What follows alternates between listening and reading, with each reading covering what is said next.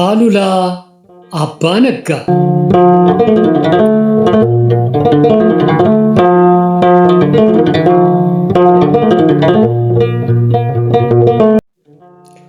ደራሲ ማሞ ውድነህ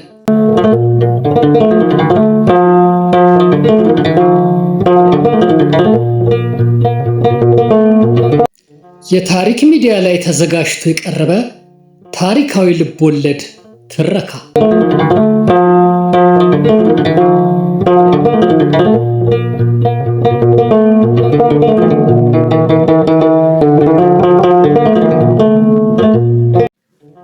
መጽሐፉ የታተመው 1979 ዓመተ ምህረት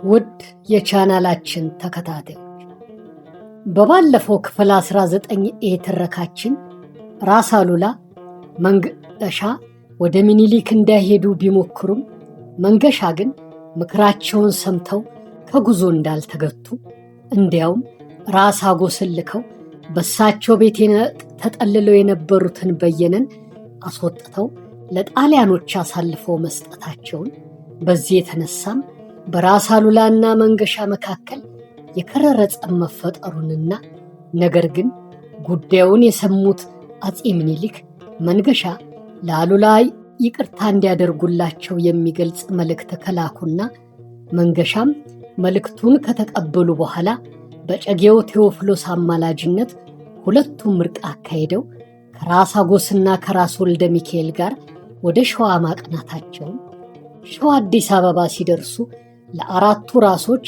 መስተንግዶ እንደተደረገላቸው በተለይ ለራስ አሉላ ልዩ ክብርና እንክብካቤ እንደተደረገላቸው ራስ አሉላም በምኒልክ ቤተ መንግስት ውስጥ ያለውን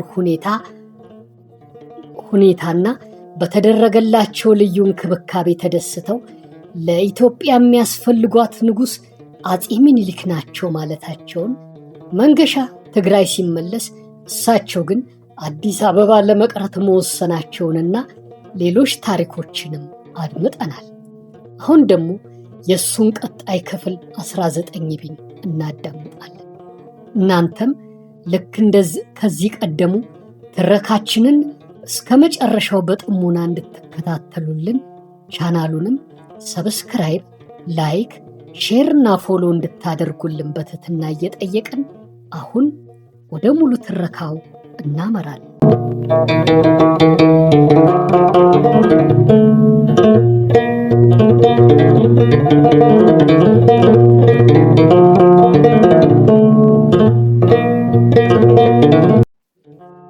አፄ ምኒልክ በደቡብ ኢትዮጵያ የነበረባቸውን ችግር ለማቃለል የጣሊያኖች የመረሩ ጠላት የነበሩትን አሉላን አስከትለው ግዛታቸውን ለማስፋት ሲታገሉ ኢጣሊያኖች በሰሜን በኩል ገፍተው ገብተው ከራስ መንገሻ ጋር ጦርነት መግጠማቸውን ሰምተው ወደ አዲስ አበባ ተመለሱ። ጣሊያኖች ወደ ምዕራባዊ ቆላ ወርደው ማዲስቶችን ድል ነስተው ከሰላን ከያዙ በኋላ ከራስ መንገሻ ጋር ውጊያውን ከጀመሩባቸው ምክንያቶች አንዱም መንገሻ ከማዲስቶች ጋር ተባብረው ሊወጉንና የአካለ ጉዛይ ገዢ የነበሩትን ባህታ አጎስን አባብለው የእርሳቸው ተባባሪና የእኛ ተቃዋሚ ለማድረግ ስምምነትና ዕቅድ እንደነበራቸው ከማዲስቶች ላይ ከማረክነው ሰነድ አረጋግጠናል ብለው ነበር። ሰባራ ሰንጣራ ምክንያቶቹን ሰብስቦ ትግራይን ለመያዝ ሲያሰላስል የነበረው ባሪያቴሪ አድዋ ሲደርስ ሕዝቡ ብርቱ ተቃውሞ በማሳየቱ ያልጠበቀው ሁኔታ ሆነበትና ከ4 ቀናት በኋላ ጓዙን ጠቅልሎ ከአድዋ ወጣና አካለ ጉዛይ ገባ። ምንም እንኳን አሉላን ያህል ታላቅ አዝማች ባይኖራቸውም ቅሉ የአገራቸው መደፈር እጅግ ያንገበገባቸው ራስ መንገሻ 10,000 የሚሆን ጦር አሰልፈው እርሳቸውም በፈንታቸው የመረብን ወንዝ ተሻገሩና ኳቲት ላይ ጦርነት ገጠሙ። ባራቴሪ ከአድዋ በወጣ በ10 ቀናት ውስጥ ራስ መንገሻ 10,000 ጦር አስከትተው 2 ቀናት ሙሉ ቀጥ አድርገው መክተው በሚያስደንቅ ጀግንነት ከተዋጉ በኋላ ድል ሆኑ። ከኳቲት ተመልሰውም ሰናፌ ላይ እንደሰፈሩ የጣሊያን ጦር ሌሊቱን ሲገሰግስ አድሮ ደረሰባቸውና እንደገና ተዋጉ። በዚህኛውም ጦርነት መንገሻ ድል ሆነው ወደ ትግራይ ሲሸሹ ደጃች ተድላ አባይ ሞቱ። ወይኔ አሉላ፣ ወይኔ የበዝብሽ አሽከር፣ ወይኔ ወንዱ፣ እንዴት እኔ እዚህ ተቀምጬ በአራቴሪ አገሬን ይድፈር፣ እሱም ወንድ ሆነና ጦርነት ገጥሞ ድል ነሳ። ምን ያድርግ ምን ያድርግ፣ ምድርን ኩቶ እዚያ ተሰብስቦ እርስ በርሱ እየተባላ አገር አስደፈረ አሉ ራስ አሉላ የጦርነቱን ነገር እንደሰሙ። ከሐዘናቸውም ተነሱና ወደ ቤተ መንግሥት ሄደው እቴጌ ጣይቱ ዘንድ ገብተው በፊት ሆነም ባያሌው ተነጋግረን አሁንም ይኸውነ እንዲህ ሆነ ተዋረደን፣ ጀግና ሳይጠፋ ልበ ሙሉ ወንድ ሞልቶ እንዴት አገራችን ይደፈር? አሁንም እባክዎ ያማልዱኝና ልሂድ፣ አስመራ ያልገባሁ እንደሆነ ይታዘቡኝ እንደው አሉና ነገሩን ዋጥ አደረጉ። ሴት ብለው ይጥሩ ሊሉ ነበር፣ ግን ከፊታቸው ተቀምጠው አይኖቻቸውን አፍጥጠው ይመለከቷቸው የነበሩት ጣይቱ ደግሞ ከወንድም ወንድ መሆናቸውን አውቀዋል። ሁልጊዜም ጣሊያንን ከሀገራችን ማስወጣት አለብን እያሉ የሚከራከሩ መሆናቸውን ያውቃሉና ነገሩን ዋጥ አድርገው እንደው በሚያምኗት በእንጦጦ ማርያም ይዤዎታል፣ ያማልዱኝና ልሂድ ብለው በል ሲንቀጠቀጡ እቴጌይቱ ተመለከቷቸውና ግድ የሎትም፣ የኔም እምነት እንደርሶ መሆኑን ያውቅ የለም፣ አብረን እንነግራቸዋለን፣ ይሄዳሉ፣ ግድ የሎትም፣ ይዘምታሉ አሏቸው። አፄ ምኒልክ ነገሩን በሸልታ ለማለፍ ወይም በዲፕሎማቲክ ብቻ ለመፍታት እንደማይቻል ከተረዱት በኋላ ራስ ወሌን፣ ራስ ሚካኤልንና ንጉሥ ተክለ ሃይማኖትን ከነሰራዊታቸው በራስ አሉላ አዝማችነት ወደ ሰሜን ለመላክ ማዘጋጀት ጀመሩ። ነገር ግን በዚህ ዕቅድ ላይ ደግሞ ብርቱ ውዝግብ ተነሳበት። አንዳንዶች መኳንንት ይህን ሁሉ ሰራዊት በአንድ ጊዜ ከመላክ ለራስ አሉላ ጦር ተጨምሮላቸው ቢሄዱ ይሻላል ሲል፣ በአዲስ አበባ ነዋሪ የሚሆኑ የሚጠሏቸው የትግሬ ተወላጆች ደግሞ አሉላ በትግራይም ሆነ በአማሲን የተጣሉ ስለሆኑ በእርሳቸው መሪነት ጦር ማዝመት ጨርሶ እንዲከዳ ማድረግ ይሆናልና ይታሰብበት ማለት ጀመሩ። በተለይም የአፄ ምኒልክ መልእክተኛ ሆነው ወደ ትግራይ ሲመላለሱ የነበሩትና ራስ መንገሻን ለምነውና አባብለው ያመጡት ተስፋዬ እንጣሉ ከጥላቻቸው የተነሳ የአሉላን አዝማችነት በመቃወም አጥብቀው ተከራከሩ። በዚህም ሁሉ ምክንያት የሶስት ራሶች ሰራዊት ጠቅላይ አዝማች ሆነው ወደ ሰሜን ኢትዮጵያ ለመዝመት ታጭተው የነበሩት የአሉላ አዝማችነት ለጊዜው እንዲቆይ ሆነ።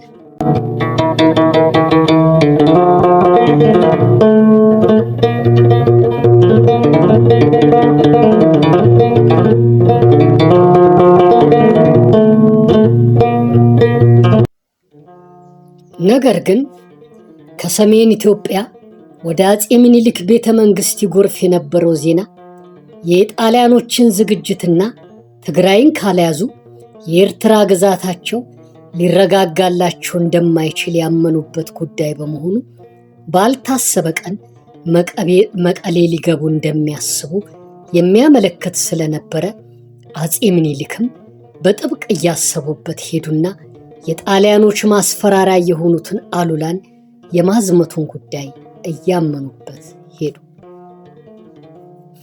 ራስ ሚካኤልና ዋክስዩም ብሩ ምክትሎች ሆነው በራስ አሉላ ጠቅላይ አዝማችነት ከ12,000 በላይ የሆነ ሰራዊት እንዲዘጋጅና ለዚህም ዘመቻ 50 ሺህ ብር ተመድቦለት ለሰራዊቱ ስንቅ ሀገራቸውንም እየከዱ ወደ ኢጣሊያ ለገቡት ማባበያ እንዲሆን ተወሰነ። የአሉላ ጦር ትግራይ ከመድረሱ በፊትም ለማባበያና ለስንቅ ማሰናጃ የሚሆን 12,000 ብር በአስቸኳይ ለራስ መንገሻ ተላከ። በተጨማሪም አሸንጌና ዞብል በቀጥታ በራስ አሉላ አስተዳዳሪነት እንዲመደቡና ለጦርነቱ ስንቅና ወታደር የሚዘጋጅባቸው እንዲሆኑ ታዘዘ። ምንም እንኳን በአሉላ አዝማችነት ጦር ለመላክ ቢዘጋጅም ፈረንሳዮች ደግሞ ነገሩን በሰላም ለመጨረስ እንዲያመች ዘመቻው እንዲዘገይ አፄ ምኒልክን መወትወት በመጀመራቸው ነገሩ እየዘገየ ሄደ። ባራቴሪ ግን የሚኒሊክን ዝግጅትና በተለይም የአሉላን አዝማችነት ከሰማ በኋላ የተደአሊው ዱላ ትግራይ ከመግባቱ በፊት መቅደሙ እንደሚያዋጣው ስላመነበት አዴግራትን፣ አድዋንና መቀሌን እያከታተለ ያዘ። አሉላ ገና ከአዲስ አበባ ሳይወጡ የመቀሌን መያዝ እንደሰሙ ቁጣና ልህ እየተናነቃቸው ወደ ቤተ መንግስቱ ሄዱና ጃንሆይ ቆርጦን ልወቀው፣ ኢትዮጵያ እኮ አይናችን እያየች ተወሰደች። ምን እስኪሆን ነው ጠበቀው? እኔን አላመኑኝ እንደሆነ ጀግና ሞልቶታልና የሚያምኑትን ይላኩ ብለው አቤቱታ አቀረቡ። አንተን ወንድሜን እንዴት አላምንም? ፈረንሳዮቹ ነገሩን በሰላም እንጨርሳለንና ጠብቁን እያሉ ነው እንጂ አሉ ምኒልክ። አሄሄ ጃንሆይ ፈረንሳዮችን፣ እንግሊዞችን፣ ጣሊያኖችን፣ ግብጦችንም ሆነ ድርብሾችን አጣጥም ያውቃቸዋል። በእኔም ልክ ለእነርሱ በሩን ልቡን የከፈተ የለም። እኔ ላሞኘው አንተ ቦጭቀው ነው ብላታቸው። ለመሆኑስ ፈረንጅና ቀንቀን ይታመናል? አሁንማ እንግዲህ ታረቁ የሚሉን በሌላው ልኮ ነው የሚሆነው አሉ። በምን አይነት ውል ይሆናል አሉ ምኒልክ። መቼም መቀሌን ይዘዋልና መቀሌን እናስለቅቅላቸዋለን፣ አድዋን ልቀቁላቸውና ድንበራቸው እዚያ ይሁን ነው የሚሉን። ይህን ያላሉ እንደሆነ ይታዘቡ አሉ። እኔ ምኒልክ በሕይወት ቆሜ ይሆናል ብለህ ታስባለህ? ኧረ እኔም አላስብም። በሕይወቴ ቆሜ መቀሌ መያዟን ሰምቻለሁና ይፍቀዱልኝ ልዝመት አሉ። እንግዲህ መቀሌን ከያዘብህ ቤት ትገባለህ አሉ ምኒልክ። በራያና ዘቦ ዞሬ አካለ ጉዛይንና ሐማሴንን ልይዝበት ይችላል፣ ብቻ ይፍቀዱልኝ አሉ አሉላ። ጎሽ ልጄ ይባርክ፣ ማለፊያ ስልት ነው። በሌላ በኩልም እኮ ጦር መዝመት ይገባዋል። አንተ ብቻህን ከሆንክ ያጠቃሃል አሉ ምኒልክ። ራስ አሉላም ጥቂት አሰብ አደረጉና እንግዲያውማ የአንድ ራስ ጦር በበጌ ምድር በኩል ታጥፎ ከራስ መንገሻ ጋር ተቀላቅሎ ወደ መቀሌና አድዋ ቢያመራ የበለጠ ይሆናል አሉ አሉላ።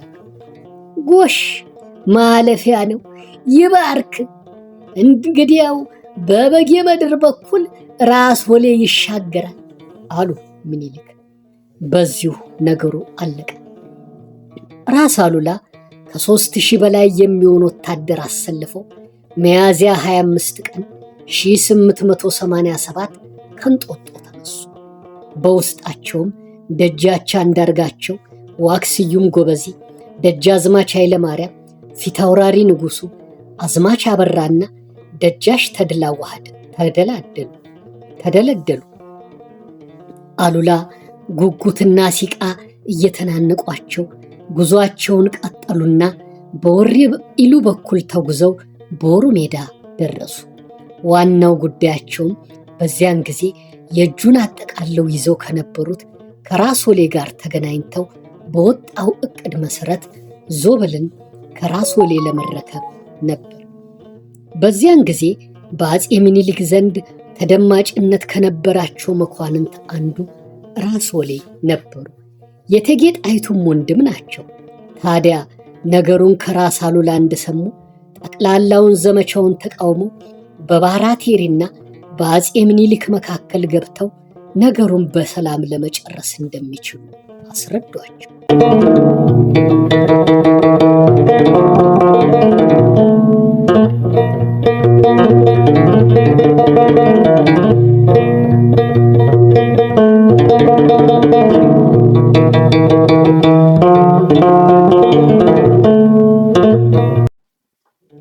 ራስ አሉላ ምርር ብለው አዘኑ፣ ተከዙ።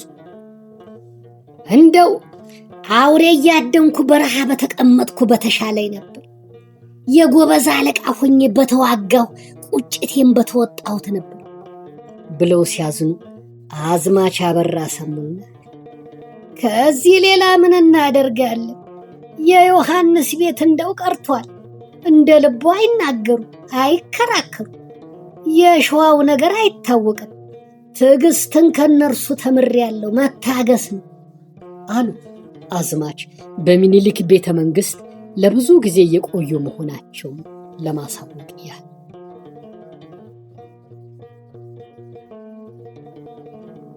አይ ኢትዮጵያ፣ አይ ኢትዮጵያ፣ አይ አገሬ፣ አይ የጀግኖች አገር፣ እኛ እየተናከስን እኛ እየተባላን ጠላት ቤትሽ ገብተው ውሎ ይደር፣ አይ የኛ መኳንን ብለው ሲተክዙ በአንተ ውስጥ ታማኝ አሽከሮች አሉ አይደል ብለው አዝማች አበራን ጠየቁ።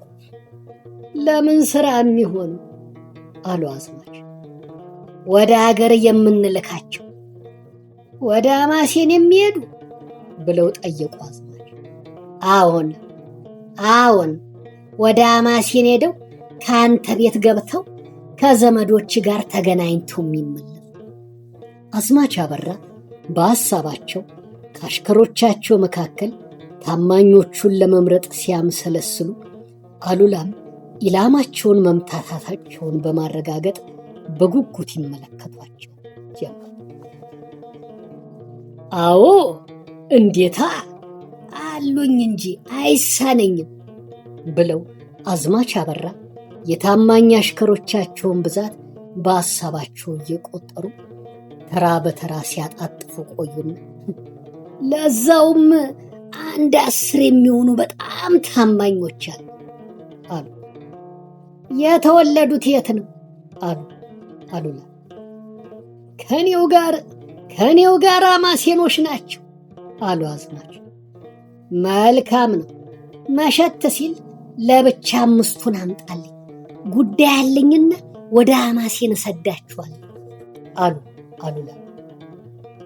ሁለቱ ይህን በሚነጋገሩበት ሰዓት ደግሞ ደጃች ተድላ ዋህድ ገቡና እንግዲህ ውለን ማደራችን ነው መሰለኝ፣ ምናልባትም ራስ ወሌ ነገሩን ካስረዱት ክረምቱን ወደ የአገራችን ከርመን ብንመለስ አይከፋም አሉ። ተወኝ እስቲ ትጥቃችሁንም አታላሉ፣ መዝመታችን የማይቀር አሉ አሉላ። ራስ ወሌ እኮ እኔ አስታርቃለሁ ብለው ተማምነዋል አሉ ደጃች ተድላ እንደማ። ራስ ወሌ እኮ እኔ አስታርቃለሁ ብለው ተማምነዋል አሉ ደጃች ተድላ እንደማሾፍያ። ሚኒሊክን ያህል ሰው ፈረንሳዮችን አስታርቁኝ ብለው አማላጅ ልከው ያልሆነውን ጉዳይ አሁን ማን ይሙት አንድ ወሌ ጣሊያንን ሸንግሎ ነገር ይጨርሳል ብለህ ታምናለህ? የለቀስ እንዳትዘናጉ አሉ አሉላ። እንግዲህ መቼም እችላለሁ ብለዋል። ታዲያ ወደ የት ነው? ወደ አዲስ አበባ ልንመለስ ነው ወይስ ብለው ተናግረው ሳይጨርሱ እሱማ አፄ ምኒልክም ወደዚሁ እየመጡ ናቸው ጠብቀን የሚሉትን መስማት ነው እንጂ አሉ አሉላ።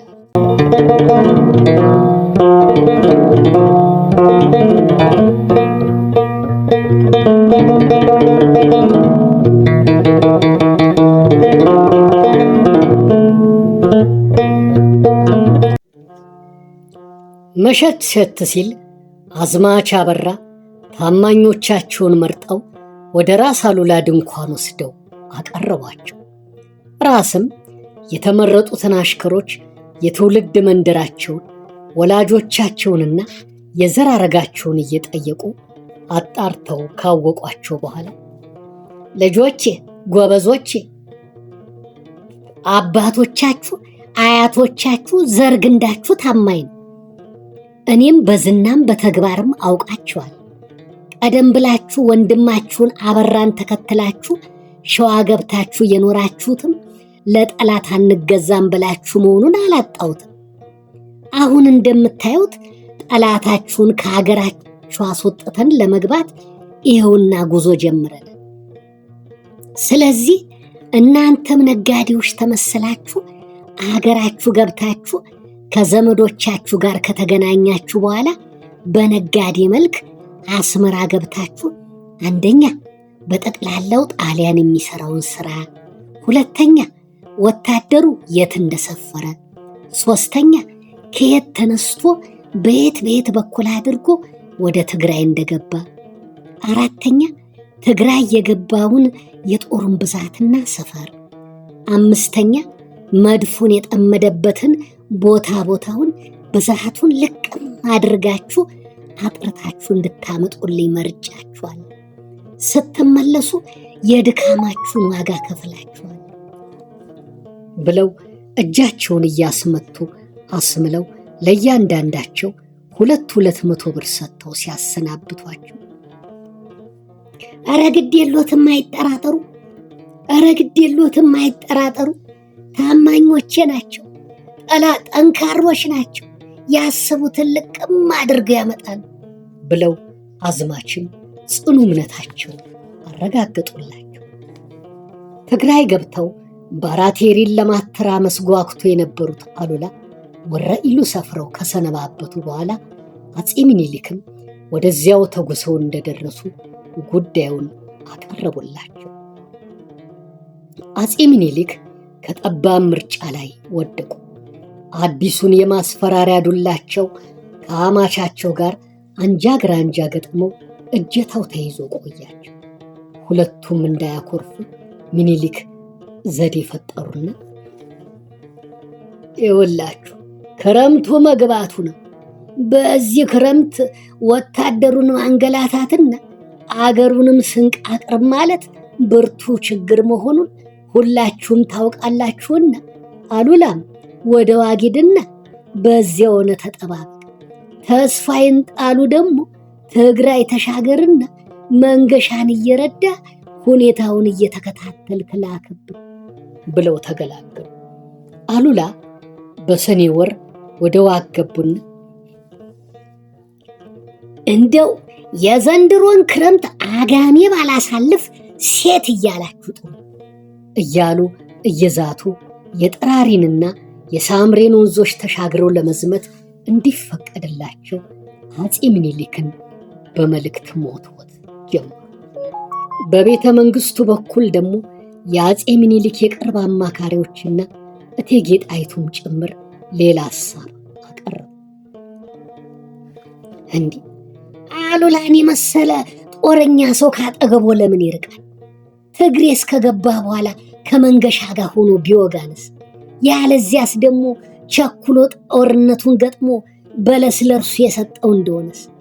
እንኳን እኛን እርሶን መናቁ አይደለም ደግሞ ጣሊያን ሰብኮ አታሎ ቢይዞስ ታላቅ ውርደትና ሞት አይደለም? ለማንኛውም በውስጡ ካለው ወታደር ገሚሱን ወደ ራስ መንገሻ መስደድና አሉላን ከአጠገቦ ማስቀመጡ ነው የሚሻለው የሚለው ምክር አሸነፈና የራስ አሉላ ጦር ገሚሱ ወደ ራስ መንገሻ ተልኮ አሉላም ገሚሱን ጦራቸውን ይዘው ከዋግ ወደ ምንጃር እንዲመለሱና ክረምቱን በዚያው እንዲያሳልፉ ታዘዙ።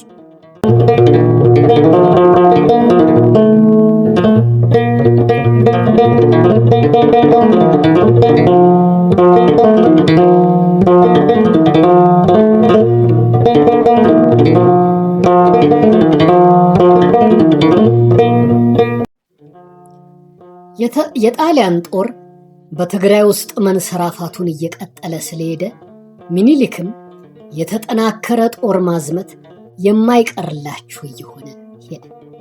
በዚሁ ጊዜም ነበር አሉላን ጠርተው አንተን አዝማች ከማዕረግ ረዳቴ እንድትሆነኝና ራሴ ለምዘምትበት ጦርነት ከቅርቤ እንድትሆን ነው ፈልጌ ያስጠራው።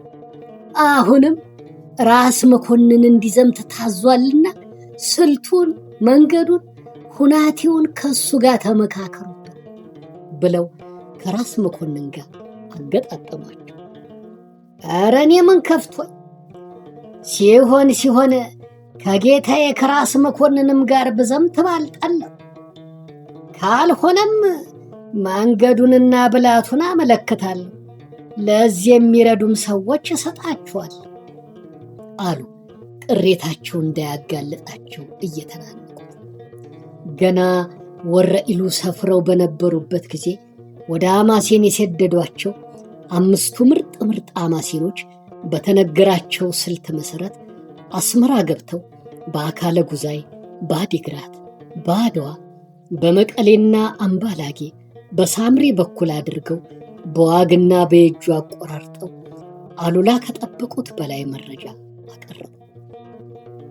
አሉላም ከጠበቁት በላይ ሸለሟቸው። እነዚያ ልዩ ተመልካቾች ሌላም መርዶ ነግረዋቸዋል። አስመራ የነበረችውን እልፍኛቸውን ጣሊያኖች አቃጥለው አበሾች ልባችሁ ውሃ እንዲሆን የአሉላ ቤት በነበረበት ቦታ ላይ እነሆ የውሃ ጋን ሰራንበት ብለው መናገራቸውንና ነገሩም እውነት መሆኑን ሲነግሯቸው ቆይ ደግሞ የእነርሱን ልብ ደግሞ አቃጥለዋለሁ አሉ። አምባላጌ ላይ በተደረገው ጦርነት እንደገና መቀሌን ለመከበበት የተደረገውን ስልት ያቀነባበሩት ራስ አሉላ ነበሩ። በመኳንንት ሽኩቻ በተከፋፈለችው ትግራይ እምበለ ሹመት ቀርቶ በሹመትም ለመቀመጥ የተንገፈገፉት አሉላ ጣሊያንን ጠራርገው ከሰሜን ኢትዮጵያ አስወጥተው የመረብ ማዶ ግዛታቸውን መመለስ ያለዚያም የሚኒሊክ የጦር አበጋዝ መሆን ዋናው ኢላማቸው ከሆነበት ጊዜና ውሳኔ ላይ ደርሰዋልና ያጠኑትን ያህል፣ ያመኑበትን ያህል፣ የሚያውቁትን ያህል፣ የችሎታቸውን ያህል፣ ጣሊያንን የመጥላታቸውን ያህል፣ አስመራ ከተማ ላይ የነበራቸውን ጎጆአቸውን የናፈቋትን ያህል የልብ ምክራቸውን ለራስ መኮንን አበርክተው አስዘምተው በመጀመሪያ አምባላጌ ላይ ድል አስገኝተው ቀጥለው መቀሌን ካስከበቡ በኋላ ሰበይቲ ሸዋ ተውለ አሉና ያረረ አንጀታቸውን ቅጥያ ጠቁት። ከኮፊት ጦርነት ሲመለሱ እንደተሰሩትም ሹሩባ ተሰርተው ፀጉራቸውን አንድ ጥዋ ቅቤ ተቀቡት። መቀሌ የነበረው የጣሊያን ጦር እንደተከበበ ጣሊያንም መልእክተኞቹን ወደ አዲስ አበባ በመላክ ነገሩን በእርቅ ለመጨረስ ጠየቀ። እምዬ ምኒልክም እኔ የሰላም ተጋፊ አይደለሁ፣ ሰላም ያስጠላችሁ እናንተ ናችሁ፣ አሁንም ሰላም ከተመኛችሁ እሺ ብለው እንደገና የሰላም እጃቸውን ዘረጉ። አፄ ምኒልክ ለዚያ ጦርነት በአዝማችነቱ በራስ መኮንን ፈንታ አሉላን ልከው ቢሆን ኖሮ ለሰላም ድርድር የሚያደርስ ጊዜና ነጥብ ጣሊያኖች ባላገኙ ነበር። ጣሊያኖች በሰላም ከመቀሌ ለመውጣት በሚቻኮሉበት ወቅት ደግሞ ምኒልክ ያን ሴጣን ያን አሉላ ሚሉትን ሚታያት የሐማሴንና የሰራይ ገዢ አድርገው ሊሰዱት ነው የሚል ወሬ አስመራ ገባና ጣሊያኖችን ማሸበር ጀመረ። እውነት ያለ መሆኑን ባራቴሪ በሰላዮቹ አማካኝነት ካረጋገጠ በኋላ ወደ ሀገሩ ባስተላለፈው ማብራሪያ ላይ የእኛ ጥላቻ በደም ስሩ የሰረጸበትንና መራራ ጠላታችንን አሉላን አፄ ምኒልክ ከግንባር መስመር ወደ ኋላ መልሰውልናል። ምክንያቱ ግልጽ ነው። ያ ግድ የለሽ ሰውዬ ጦርነት ከከተመ ከትዕዛዝ ውጭ ሆኖ ወደፊት በመግፋት ለሰላማዊ ንግግርና ውል በሪና ጊዜ ሊሰጥ የማይፈልግ መሆኑን በመገመታቸው ብሏል። ይሁን እንጂ ሲጨነቁ እርቅ፣ ተንፈስ ሲሉ ግፊት ሲያሳዩ የነበሩት ጣሊያኖች ነገሩን በእርቅ ለመጨረስ በማስቸገራቸው ምኒልክም አዲሱን የማስፈራሪያ ዱላቸውን ጅንፎና ጦር ያጠልቁለት ጀመር። የአሉላ መታጠቅ ጣጣውን የሚያከትምላቸው ጦርነት እንደሚሆን ምኒልክ ያመኑበት ጉዳይ መሆኑን የሚያመለክት ዝግጅት ሆነ።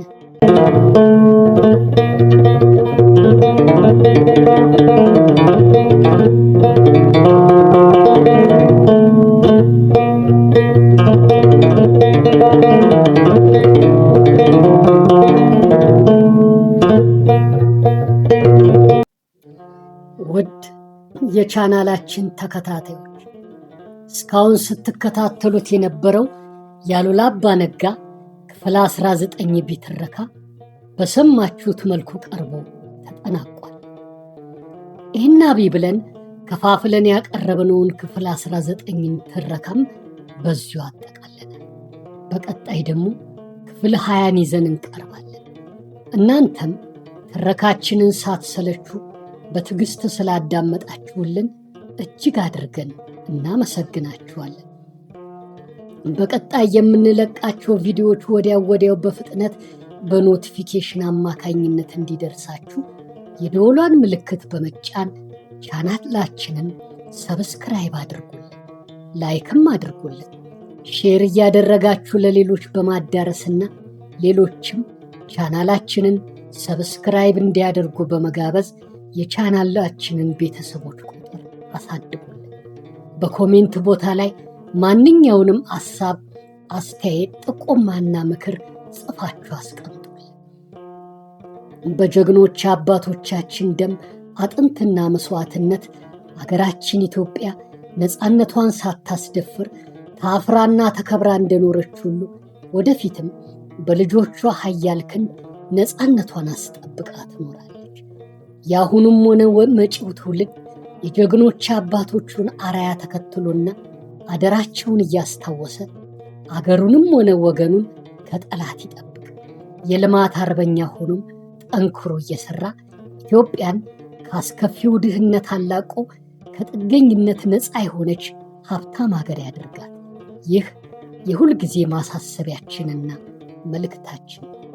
እስካሁን ሳትሰለቹ እስከ መጨረሻው በጽናትና በትዕግስት ስለተከታተላችሁን እጅግ አድርገን እያመሰገንን በቀጣዩ የቪዲዮ ትረካ እስከምንገናኝ ከወዲሁ ቸር ሰንብቱልን። ሰላም ሁኑልን። ሰላማችሁም ምንጊዜ ይብዛልን። እግዚአብሔር አብዝቶ ይባርካችሁ። ኢትዮጵያችን ለዘላለም ትኑርልን። እንወዳችኋለን።